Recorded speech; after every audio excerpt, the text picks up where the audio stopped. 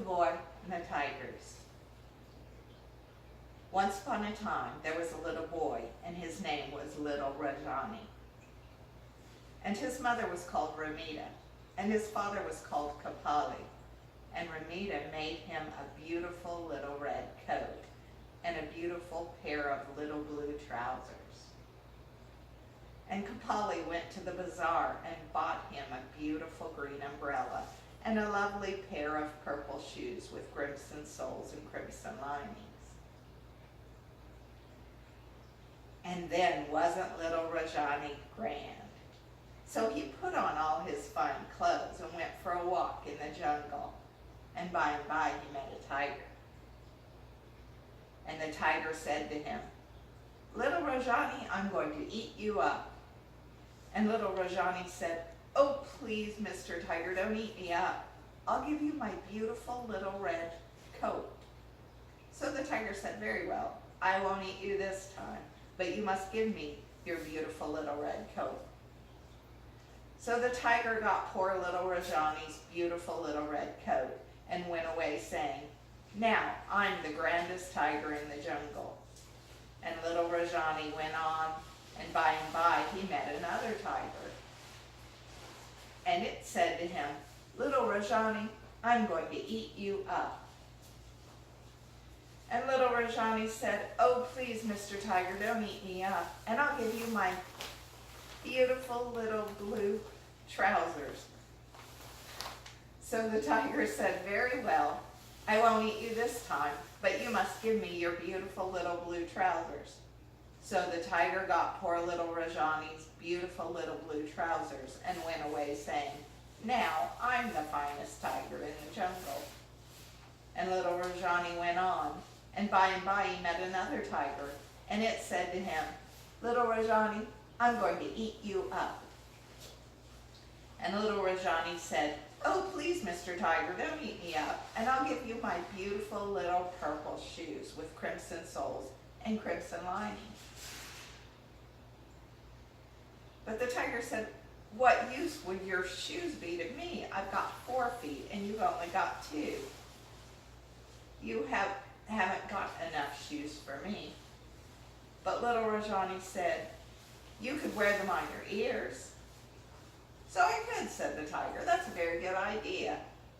Give them to me, and I won't eat you this time."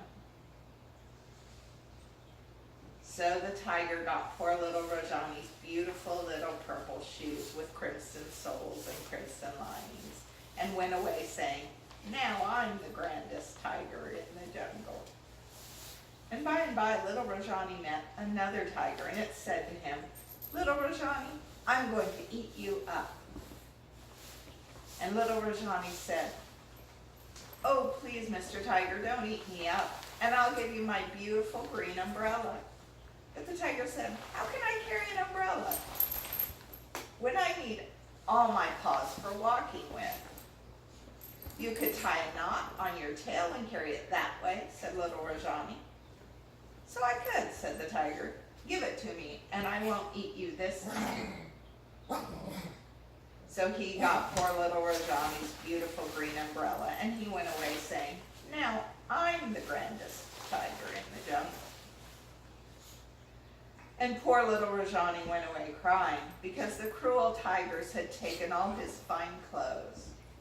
Presently, he heard a horrible noise that sounded like grrr, and it got louder and louder. "Oh dear," said little Rajani. "There are all the tigers coming back to eat me up. What shall I do?" So he ran quickly to a palm tree and peeked around it to see what was the matter. And there he saw all the tigers fighting and disputing which one of them was the grandest. And at last they all got so angry that they jumped up and took off the fine clothes and began to tear each other with their claws and bite each other with their great big white teeth. And they came rolling and tumbling right to the foot of the very tree where little Rajani was hiding. But he jumped quickly behind the umbrella, and the tigers all caught hold of each other's tails, and they wrangled and they rambled, and they found themselves in a ring around the tree. Then when the tigers were very weak, when the tigers were very wee and very far away, little Rajani jumped up and called out, "Oh, tigers, why have you taken off all your nice clothes? Don't you want them anymore?" But the tigers only answered, "Grrr." Then little Rajani said, "If you want them, say so, or I'll take them away." But the tigers would not let go of each other's tails, so they could only say, "Grrr." So little Rajani put on all his fine clothes again and walked off, and the tigers were very, very angry, but they still wouldn't let go of each other's tails. And they were so angry that they ran around the tree trying to eat each other up, and they ran faster and faster until they were whirling around so fast that you couldn't see their legs at all. And they still ran faster and faster and faster till they all just melted away, and there was nothing left but a great pool of melted butter, or ghee as it's called in India, round the foot of the tree.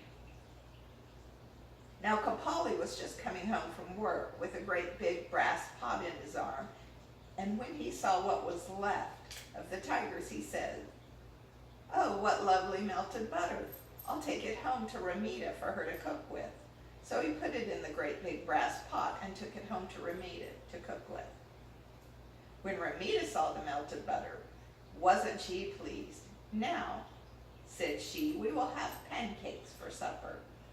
So she got flour and eggs and milk and sugar and butter, and she made a huge big plate of the most lovely pancakes, and she fried them in the melted butter which the tigers had made, and they were just as yellow and brown as little tigers. And they all sat down to supper, and Ramita ate 27 pancakes, and Kapali ate 55 pancakes, but little Rajani ate 169 pancakes because he was so hungry. Grandma loves you.